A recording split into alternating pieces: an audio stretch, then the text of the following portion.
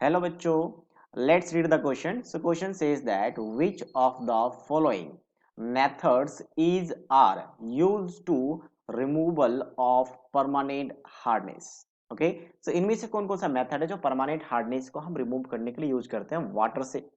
तो permanent hardness किसकी वजह से होता है? बेसिकली कैल्शियम और मैग्नीशियम का सल्फेट या क्लोराइड हो, क्या ठीक है, क्लोराइड हो या फिर सल्फेट हो, तो इसकी वजह से क्या होता है, वाटर हार्ड होता है। और मेनली अगर आप कैटाइन को रिमूव कर दो तो फिर भी कुछ हद तक क्या होता है, वॉशिंग पर्पज के लिए यूज किया जाता है, जैसे कपड़े वगैरह धोने के लिए हम यूज कर सकते हैं, बर्तन वगैरह धोने के लिए यूज कर सकते हैं अगर हम कैटाइन को हम रिमूव कर दें, ठीक है। और अगर हमें पीने के लिए पर्पज के लिए चाहिए, ड्रिंकिंग पर्पज के लिए, तो हमें एनाइन को भी रिमूव करना पड़ेगा। तो सबसे पहले हम बात करते हैं कैलगोल मेथड क्या होता है। बेसिकली कैलगोल मेथड की बात करते हैं। तो कैलगोल मेथड में हम क्या करते हैं, यहाँ पे एक रिएजेंट यूज करते हैं जिससे कि क्या होता है, जिससे कि आपके पास कैटाइन एक्सचेंज होता है, ठीक है, जिसे हम कहते हैं पॉलीफॉस्फेट।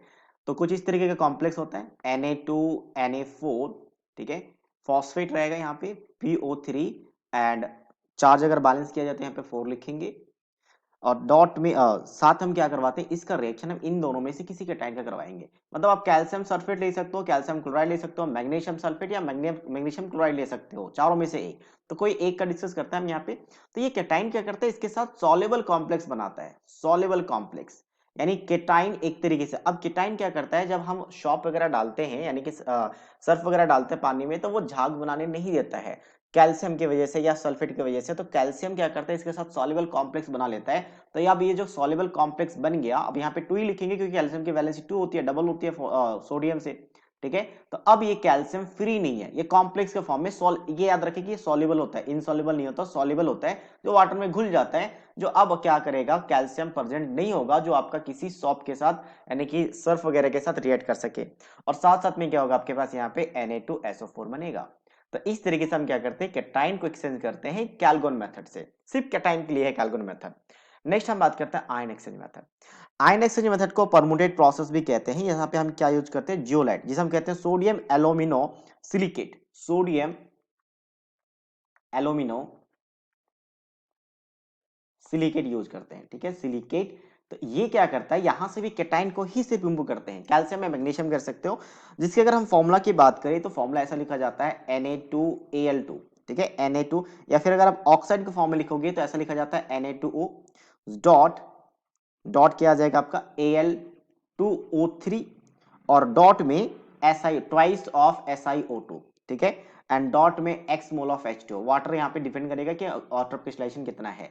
तो इसको कंबाइंड फॉर्म में शॉर्ट में Na2Z मींस पूरे को Z मान लिया जाता है और इसे हम कहते हैं जियोलाइट, या फिर ऊपर वाले कंपाउंड को हम क्या कहते हैं, जियोलाइट। तो इसका रिएक्शन जब हम कैल्शियम, अब हम कैल्शियम ले लेते हैं, कैल्शियम सल्फेट ले सकते हो या फिर कैल्शियम क्लोराइड ले सकते हो, दोनों का रिएक्शन करवाएंगे तो कैल्शियम के साथ ये रिएक्ट करके क्या करता है, आपके पास एक तो Na2SO4 सॉल्ट बनेगा और साथ साथ में कैल्शियम का ये जियोलाइट बनेगा। ये तो इसको हम यहाँ से क्या करते हैं, जब प्रिसिपिटेट अलग कर लेते हैं तो यहाँ से भी क्या होता है, कैल्शियम रिमूव किया जाता है। मतलब ये भी परमानेंट हार्डनेस रिमूव करने का एक तरीका है। बस केटाइन होता है, दोनों से याद रखें कि एनाइन नहीं होता।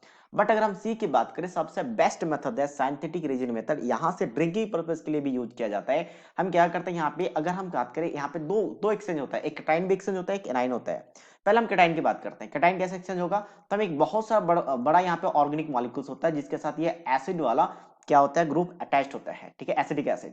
तो इसका रिएक्शन जब हम केटाइन से करवाते हैं तो क्या होता है, H पॉजिटिव रिलीज होकर ये इसके साथ कंबाइन करता है, ट्वाइस लेना पड़ेगा। तो क्या हो जाएगा, RCOO ट्वाइस ऑफ कैल्शियम और साथ में ट्वाइस ऑफ H पॉजिटिव। तो ये वाटर अब एसिडिक बन चुका है क्योंकि H पॉजिटिव रिलीज कर रहा है इस एसिड से। ये वाटर एसिडिक है, ये हम इसे कहते हैं केटाइन एक्सचेंज।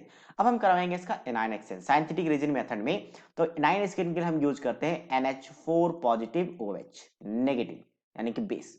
तो इसके साथ एनायन मींस SO4 ले लो या क्लोराइड ले लेते हैं, दोनों में से कोई भी ले सकते हैं, ठीक है, चारों पॉसिबल है, आप एक एक करके चारों करवा सकते हो, मैं अभी बस कोई भी दो पॉसिबिलिटी देख रहा हूँ, ठीक है। तो इसे हम थोड़ा सा इरेज कर लेते हैं, क्लोराइड ले लेते हैं Cl नेगेटिव।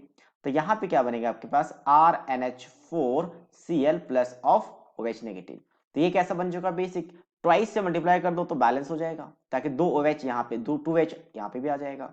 तो यहाँ पे ओवरऑल क्या हुआ कि वाटर में 2H पॉजिटिव आया एसिड से और 2OH नेगेटिव आ गया बेस से। तो दोनों जगह को कंबाइन करोगे तो वाटर बन गया, मतलब वाटर कैसा हो चुका है, न्यूट्रल हो चुका है। अब हम इसे ड्रिंकिंग पर्पस के लिए यूज कर सकते हैं। तो यानी कि साइंटिफिक रीजन मेथड भी क्या करते हैं, टेम्परेरी हार्डनेस यूज रिमूव करने के लिए यूज करते हैं। सो दैट मीन्स अब एबीसी तीनों आ चुके हैं और सिंगल टाइप करेक्ट आंसर है, इसका मतलब हम किसको सेलेक्ट करेंगे, डी को करेंगे। That means D is the right answer of this question. So I hope you understood it well. All the best.